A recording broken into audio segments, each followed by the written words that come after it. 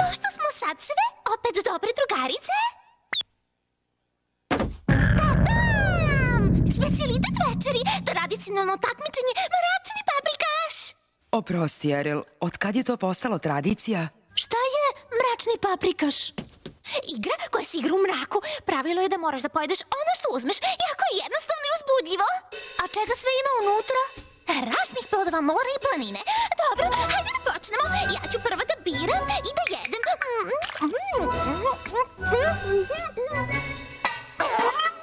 Šta je bilo? Nemoj mi reći da je otrov. Nemam pojma šta je to bilo, ali verovatno je trebalo da se kuva još malo.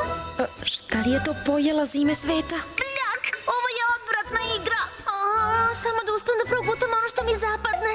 Dobro, sad je red na mene. Šta god da je to bilo, upravo me je upalo. Nego upali svetlo.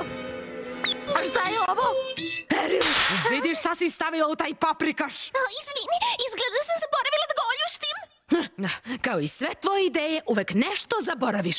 Zato nikad nismo uhvatile princeze Sirene. Uvek neki propusti. Hoćeš da kažeš da sam ja kriva za to? Ali ti si tako ih uvek pusti da pobegnu u poslednjem trenutku. Molim? Ma slušaj ti, nesposobna. Evo ti zažalit ćeš zbog ovoga. Zašto se krađaš? Ja ovo ne zaslužujem. Dobro, sad je dosta. Prestanite da pravite scenu! Ledeni dah! Prestanite više!